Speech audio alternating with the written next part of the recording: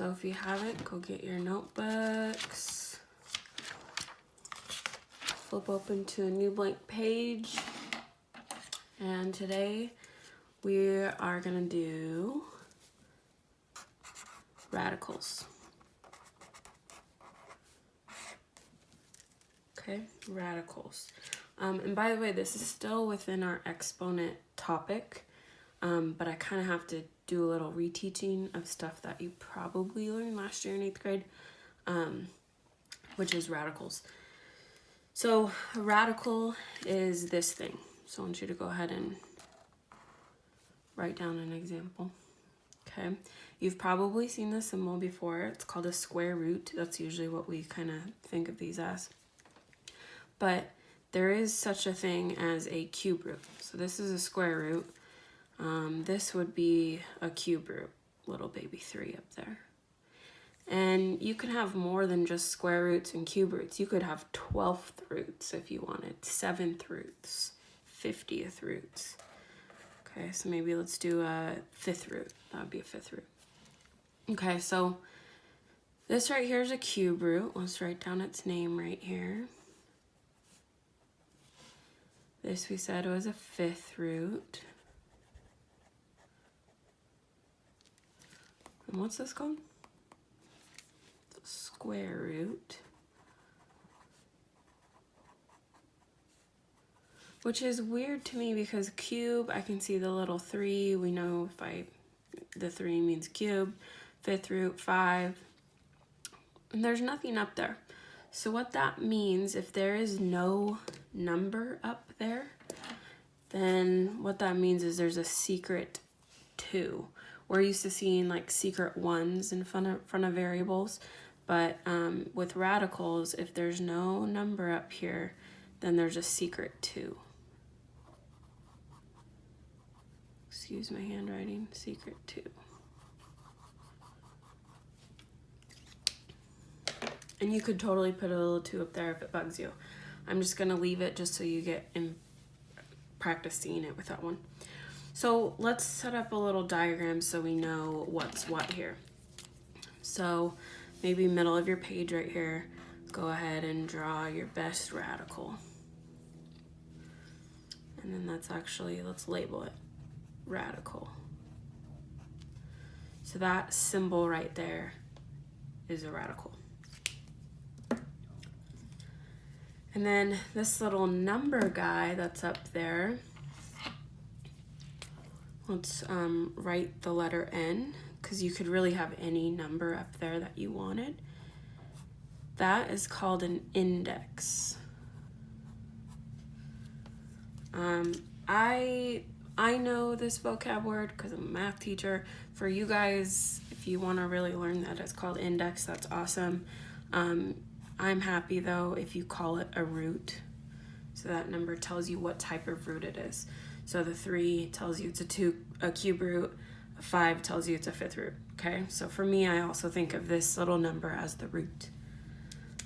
And then we also will have something underneath this radical. So whatever's underneath that radical, let's just call it X for now. So all of this stuff underneath the radical is called the radicand.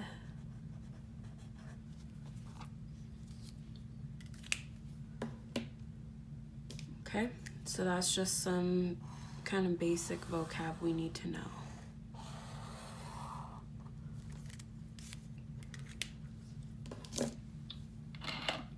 Okay, and then next we're gonna specifically talk about square roots.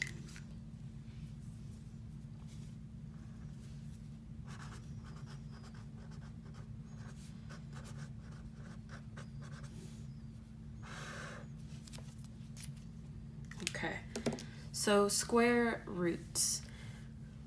Hopefully this word square makes you think of a square. Okay, cool.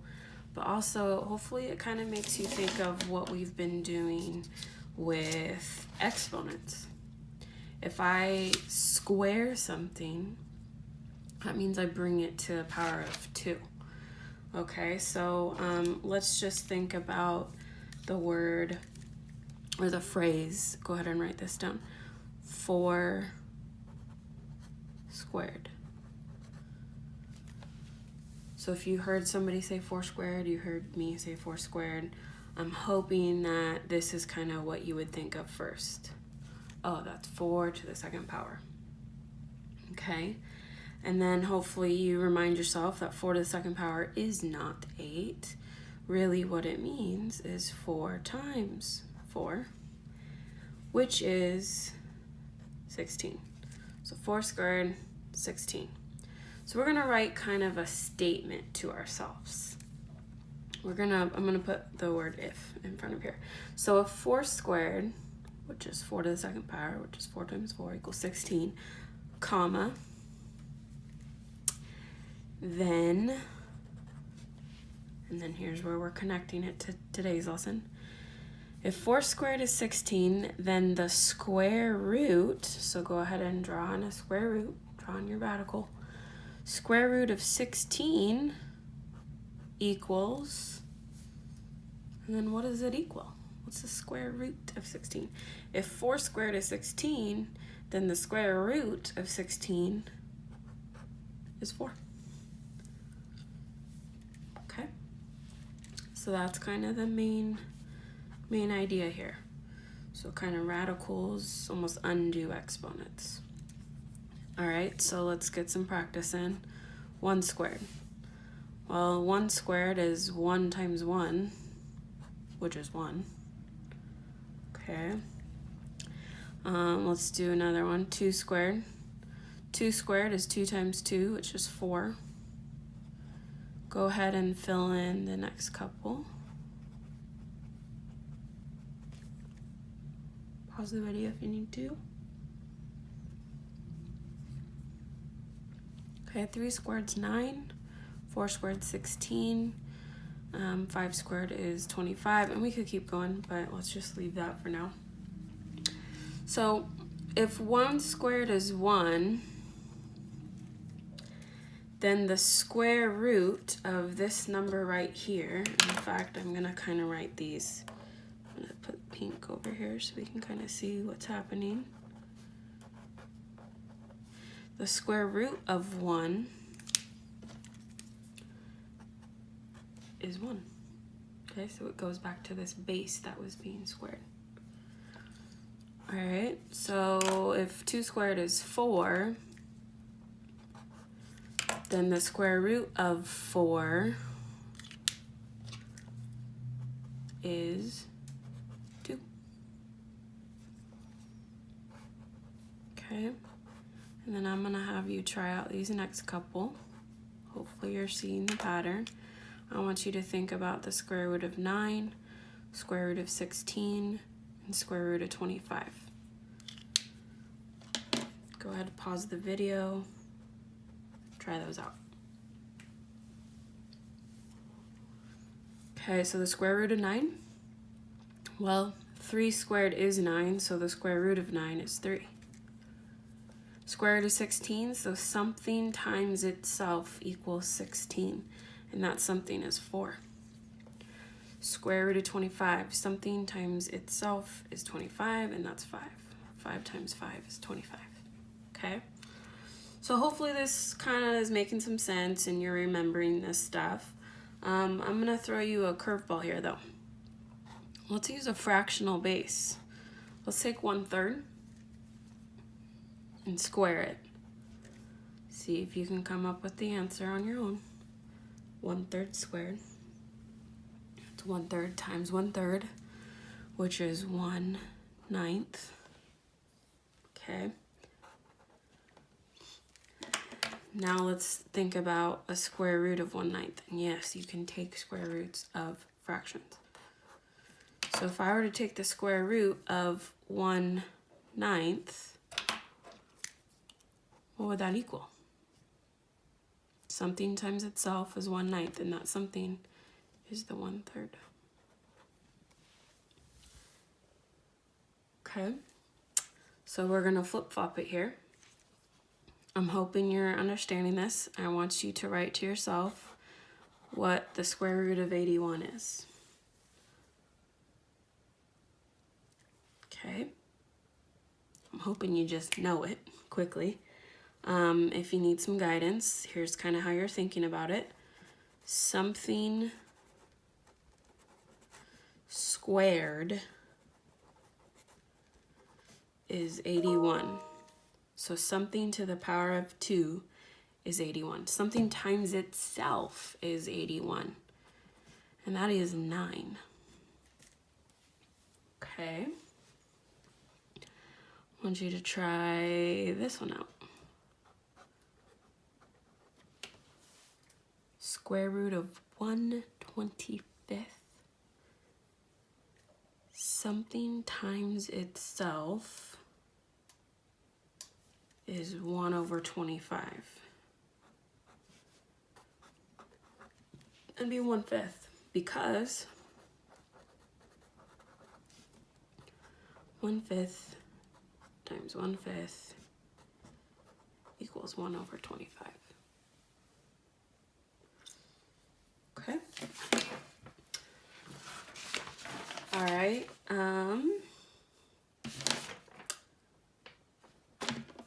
So next up, we're going to talk about perfect squares. So these numbers that are listed right here, 1, 4, 9, 16, 25, even 1/9, these are all perfect square numbers. So I think it'd be good to have this in your notes. And we're just going to title it, it's not a new note page, but perfect squares.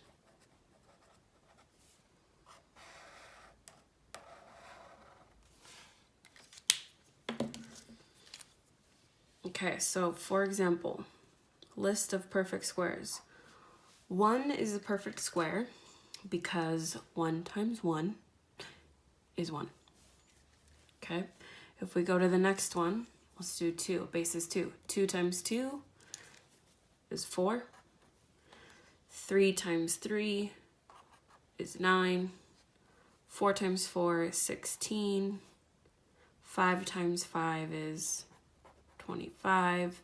Pause the video, try and write in kind of some more. 6 times 6 is 36. 7 times 7 is 49. 8 squared is 64. 9 squared is 81. 10 squared is 100. 11 squared is 121. 12 squared is 144. And we could keep going, but like this is a really good just start. And in fact, these are the ones that you should honestly have memorized. Okay? Very recommended that you just memorize these as perfect squares. Now, let's talk about some numbers that are not perfect squares. So I want you to think of a number, basically anything that's not in this list. Think of a number that's not a perfect square. I'm thinking of the number 20. Now 20 has a lot of factors. 2 times 10, 4 times 5, right? But 20 is not a perfect square because there's no number that can be multiplied by itself to equal 20. Okay, so I'm gonna write that down. Feel free to write it down also. 20 is not a perfect square because there is no number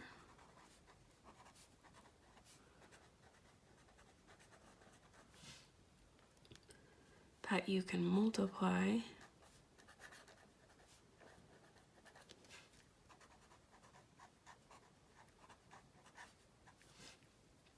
by itself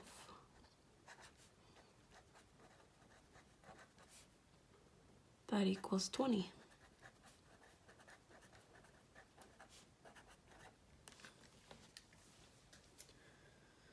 So 20 is not a perfect square. Now, does that mean we can't take the square root of 20?